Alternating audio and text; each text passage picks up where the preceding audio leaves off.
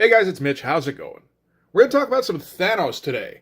Seemed to be about that time. I think there's maybe 5 videos about Thanos on the internet, so I figured I might as well get on it before people really catch on. So we'll talk about his origins and some of his early adventures, and we'll also go into detail on one of his schemes here, as we take a look at Avengers Annual, number 7. So just before we get into it, if you enjoy the channel, if you feel like you might want to help out a little bit, go subscribe on my Patreon. Links are in the description. Gives you early access to everything I do, helps out the channel, and helps to buy new comics. So why are we talking about Thanos today? I kind of got on a little kick a little while ago, and I said, you know what, I gotta buy me some Thanos comics. But not comics after the Infinity Gauntlet. We want some of the earlier stuff. The thing is, there isn't very much of that, and what there is, it can be a little bit pricey. So let's do a quick recap on who exactly Thanos is. Thanos was created by Jim Starlin. So after doing some military service, Jim Starlin went to college and took a philosophy course and discovered the Freudian concept of Thanatos, which is an obsession with death, or love for death, or like joy in death, that sort of thing. I don't know, I didn't take that philosophy course. And so came up with a character around that. And not too long after that, he was working at Marvel and was asked to design a character and decided to use this Thanos idea. So he was big on the New Gods at the time and based his character off of one of those. Metron, which is why in some instances with Thanos, you'll see him traveling around in like a sci-fi chair. And then Roy Thomas took a look at that and went, okay, so if you're going to steal the look of the New Gods, steal the look of the really good one and base somebody off of Darkseid.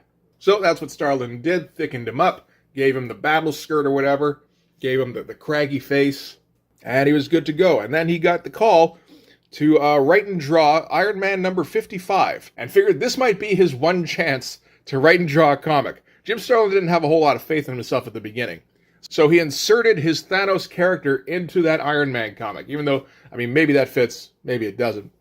And Thanos would show up a couple of times over the next few years. So that first appearance against Iron Man, then later against the Avengers, when he would bring a fleet of aliens to try and invade.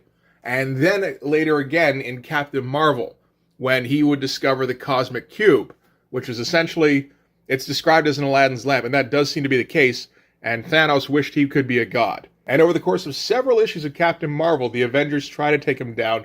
Captain Marvel is eventually successful because Thanos forgets that his body is still corporeal and holding the Cosmic Cube, and is essentially defenseless if he's not actively defending it. So Captain Marvel destroys the cube that renders Thanos powerless and deposits him off in the middle of space somewhere, which apparently happens every once in a while. Which brings us to Avengers Annual number 7.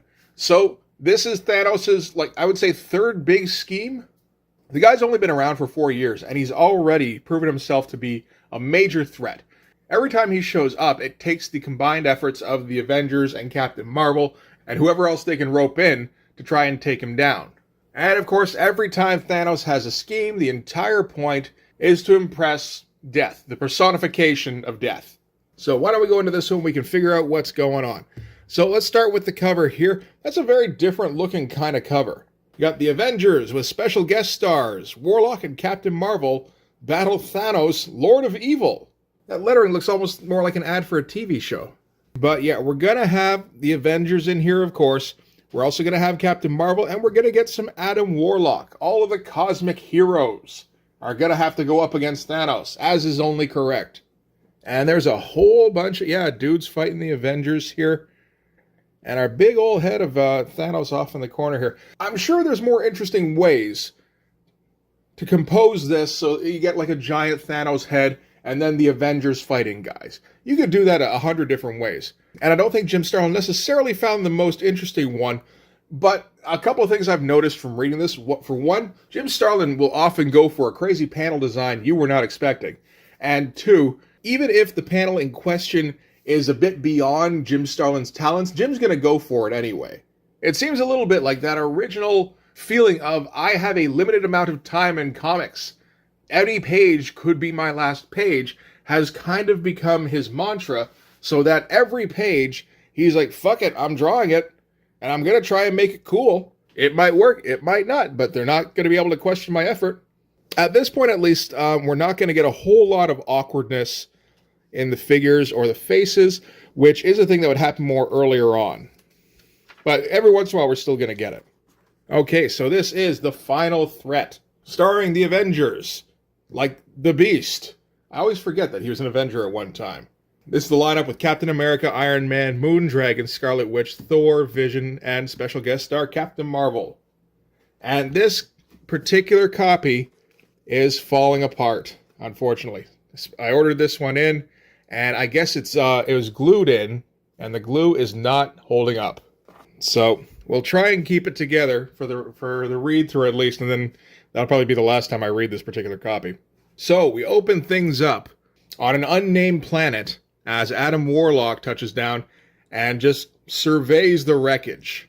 And that is a hell of an opening splash. That is a very cool composition, very moodily lit, a bit of a Dutch angle, although that could just be the terrain itself. Our character here, Adam Warlock, he's both silhouetted and kind of framed by this gigantic planet in the background here, and a little bit of a starscape with some white paint on black. That is a wild opening splash. But you see what I mean about going for it? Like, this is... You gotta figure that Thanos' first appearance was pretty close to the beginning of Jim Starlin's career, so he's only been doing this for like 4 years at this point. And yeah, he's gonna make sure that this thing opens with a fucking bang. So we never do get the name of this planet that he's on, but wherever it is, it was where Thanos had his base at one time. And he's discovered the body of Gamora. She's not quite dead. She's just about there, though. And she survives just long enough to tell Adam Warlock that she discovered Thanos' plan and was trying to stop him, but that didn't work. So he absorbs her soul, because that's the power of the gem in his forehead, the soul gem. And then he makes a crazy fucking face as he pontificates to the reader, saying, "Was it not also revealed to me that he whom I thought an ally was in truth a betrayer, a herald of anti-life, ultimate death? Did not these same fates tell me in my sleep how I was the chosen champion of life, the evil titan's natural foe? For I am the savior, the god-slayer, the demon, the avenging hand of light, Adam Warlock." And they say specifically he launches himself.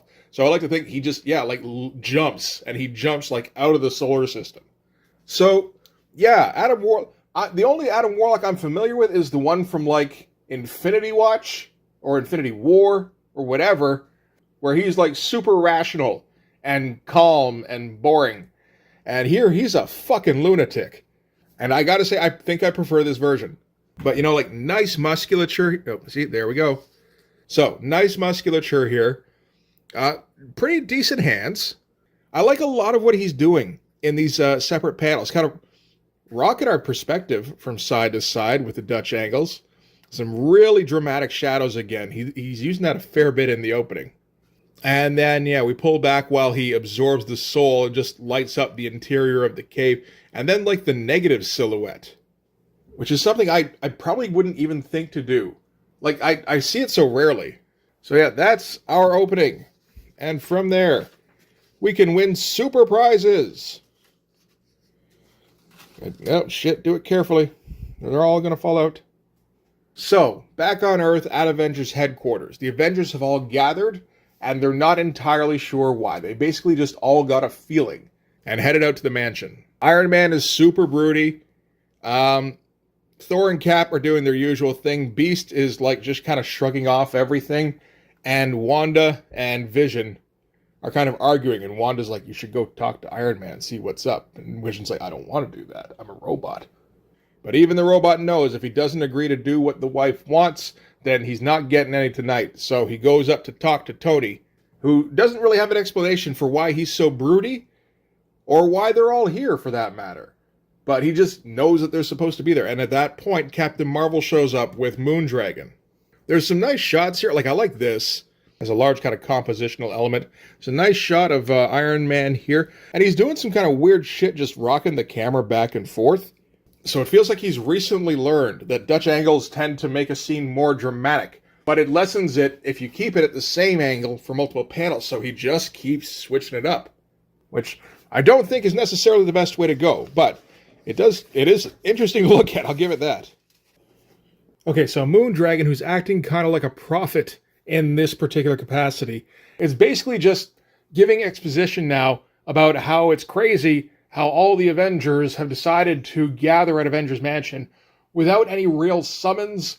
So they must be able to sense that something really bad is going down. And what do you know? We flip then to a little capital H-shaped spaceship that approaches a star and then shoots it with a beam, and then it explodes. It's an interesting mix of, this is just basically all negative space, and then, you draw the ship itself, do a bunch of speed lines coming out with some black, and then a bunch of white media, kind of just going nuts over it, but, just some hatching basically here, and like lightning being brought down, and then it's up to the colorist to fill everything else in, who, doesn't do a fantastic job, but not terrible. Who's doing the color on this? This is Petra Goldberg. I'm not familiar. I should have mentioned the credits on this, though, because they are interesting and fairly similar, I think, to most books that Jim Starlin worked on around this time. So we get the finishing by Joe Rubinstein. So not exactly inks. I get the feeling that Jim Starlin is largely doing breakdowns. Maybe kind of detailed breakdowns, I'm not for sure. Lettering by Tom Orzechowski, coloring Petra Goldberg, editing Archie Goodwin, and then everything else, Jim Starlin. So that is just an interesting little note. So it's a crazy splash anyway. And Moondragon gets a dramatic shot here as millions of souls cry out and then are suddenly silenced. And Beast kind of cracks jokes. Like, it makes sense for him to be one of the more rational voices in the room. But then Adam Warlock shows up, or as they call him in this, him, because that was the name I think he went by before this particular incarnation. And he tells the Avengers about the forthcoming threat, that is Thanos. They're already fairly familiar with it, but he gives them a more detailed breakdown here, just in case they or the reader have forgotten who Thanos exactly is. How Thanos was originally one of the inhabitants of Titan with his brother Eros and his father Mentor, although he doesn't get to look nice and pretty like them, so that made him all mad and decided to leave, not before nuking Titan, killing thousands of Titanites, perhaps, including his mother, and then gathered an army to him with which he used to invade worlds. In addition, he also increased his own personal powers through a combination of bionics, mysticism, and willpower. So that's interesting, just kind of constantly drawing power to him through whatever means he could, and continued to look for more power and, more drastic forms of power, which eventually led him to the Cosmic Cube. There's another one. Which did eventually turn him into a god, which the Avengers were familiar with. However, Captain Marvel destroyed the Cosmic Cube, which reduced him back to his usual extremely powerful state, but also stranded him in the middle of space. He was able to eventually, essentially rescue himself. He had sort of a rescue beacon that he had set up, which would eventually find him, and brought him back to his ship. But when he got back, he'd found that his defeat at the hands of the Avengers and Captain Marvel basically cost him the favor of death. So this has redoubled his efforts to gain her attention. And the new method that he found was through these 6 gems, called in this the Soul Gems. And they're not given specific properties at this time, they're just kind of gems of incredible power. And we hear a little bit about how he went around accumulating the power of the Soul Gems. This didn't happen in a comic, which is a little bit of a shame, and maybe why we did actually get it years later in the Thanos quest. But yeah, he stole one of the gems from the Stranger. The second one he freed from a prison satellite on an alien civilization. The third he found in a deep cavern on a world called Deneb 4. Fourth, he slew a monster named Xiambor to gain. The fifth he found on Earth's moon, recently abandoned by a man known only as the Gardener. And the sixth he found on Adam Warlock's forehead. And that one he's been kind of reluctant to try and take, because he doesn't want to have to deal with Warlock. But recently, Thanos presented himself as an ally to Warlock, kind of an unwilling one, but kind of presenting Warlock's alter ego, the Magus, as a greater threat. And we got to team up to take him down. I'm bad, but he's so much worse, yo. And while they were battling the Magus, he was able to siphon off the soul-stealing power of Adam Warlock's gem. And with the power of the 6 combined gems, he was able to make a synthetic gem, so an artificial one. And now that he has the power of basically the 6 combined soul gems, he's using that to go around from star system to star system and basically cause supernovas. He's just going to destroy as many stars as he can. And Gamora, who was, his ward essentially, found out what he was doing, and it was too much for her to kind of fit into her moral framework, and she tried to assassinate him. She tried to stab him to death. Thanos saw it coming, though, and killed her first. That's where we kind of left her at the beginning of this issue. Kind of a cool shot with the hard black line around the hand. It's an interesting choice. So Adam Warlock absorbed her soul, and that's what gave him all of this information, essentially. So that's basically the Avengers up to date. So from there, we're going to cut to Pip the Troll, who's kind of a frequent buddy of Adam Warlock's. And he's stopping by the H-shaped ship, which, just blew up the stars, so I think we can assume that Thanos is on there. I'm not sure if that originally would have belonged to Adam Warlock. I suppose it must have. Until he gets discovered by Thanos. And it's always weird when Thanos talks to Pip the Troll, which he seems to do with no real problem. It's just, Pip the Troll seems like the kind of character who should be way beneath Thanos, but he kind of humors him. Although in this case, he's basically just going to use him to send a message to Adam Warlock. We're not allies anymore, we're not even close, and I'm going to destroy everything, including everything you love. Maybe even make it a bit of a priority. But yeah, you gotta like the templates for the inner computers here. Sort of a precursor to the kind of thing that Liefeld does. Or Eric Larson, actually. He's done that once or twice. Just fill a wall with template shapes and go, yeah, that's a computer. All right, so back on Earth, the Avengers are warned by Starcore, which is a orbiting watchdog program. And they warn them about an incoming invasion. And they check out the radar, or whatever the equivalent is, and see that it's thousands of ships coming in towards Earth. So there's not much for the Avengers to do, but to get ready to go up to meet the threat. And we're going to kind of spend a quick second with every Avenger here while they try to prepare themselves for a massive threat incoming on the Earth. Iron Man doubts whether they have enough to fend Thanos off. Captain Marvel thinks about how they really don't know very much about Thanos, other than he's usually near omnipotent whenever they have to go up against him. Thor just kind of thinks, man, would I love to punch that fucking guy. He's probably really tough. This fight's going to be awesome. Vision, of course, just thinks about it logically, that their chances aren't very good. Cap frames it in like a strategic mind frame, which is interesting. Just basically that they're extremely outnumbered, and they don't really know the extent of the threat. And Beast is just kind of thinking like, well, I was kind of skeptical, but I think I've been convinced. And Scarlet Witch does a little Claremont seed spreading, thinking, Warlock and his soul gem could one day prove to be our foe, and that thought truly scares me. This is why you don't buy comics that are old and marked as good. Or even very good. I think it was very good, but that seems to not be the case. All right, so the Avengers head up into space to take on the threat. And yeah, it's just this huge horde of ships coming at them. That's a pretty good-looking shot. And it must have taken a little while to just, kind of delineate them all out. And we got Thanos' ship in the middle here. So that's where the Avengers ship is going to head to, while Thor and Iron Man basically cause as much havoc as possible. So Thor's going to go after the big ships, just throwing Mjolnir straight through them, while Iron Man goes after the smaller cruisers, because he is not as powerful, but he can still be used effectively. Cool shots, too. Like, I like this kind of stuff. I feel like I don't see this kind of shot a lot. With the dramatic lighting, with him center frame, and then blowing shit up in the background.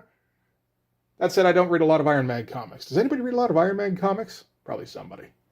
I don't know, there's just like a poster element to this. It's like, this is the stuff you really want to draw, but it's like, I should do this from a more dramatic angle. And, just make it a bit more of a storytelling panel. And it's like, no, this works fine. So the battle continues. Thor yells, Arg! I am struck from all sides by weapons of cosmic might, which is just a spectacular line, and responds by going like Nova and just electrocuting everything in the vicinity. Meanwhile, Iron Man's flying around, he's tearing everything up. I gotta think, if you're like a Thor or Iron Man fan in 1977, this is exactly what you want. You just want to see them fucking that fleet up, and that's exactly what you're getting. Meanwhile, the rest of the Avengers all board Thanos' ship with a big old "Let's go" panel, and they're all coming in through the blast doors. It's another one of those panels where, like, he doesn't quite get the figures right, but I don't really care, because it's just like, you know what? Good job for, like, just trying that thing when you don't have that technique down 100%. I admire the effort. And big old splash page of just Avengers tearing through fucking aliens. Like, this is the Avengers Annual. This is a once-a-year special edition kind of thing. And Jim Starlin's going to go all fucking out. Like, I think of where the annuals were when I first started collecting, where it was basically 4 or 5 throwaway stories, usually, with one of the stories being linked across all sorts of other annuals, kind of, in a way that, you know, you could read them in any kind of order, and there weren't any real kind of consequences. Like, this is so much better. Just get somebody in who wants to go fucking ham for 48 pages or whatever. And, like, pretty good composition, too, with everything building up here. Not bothering with any kind of background whatsoever. But, I mean, does anybody ever notice? I doubt it. You know, this is not like the image guys shirking their backgrounds so that they can get through their drawing time quicker and, you know, still skimping on the figures. This is shirking on backgrounds so that we can pile in more figures. That is wild shit. And we're going to spend a little bit of time with, you know, every one of the Avengers just taking out weird aliens in different ways.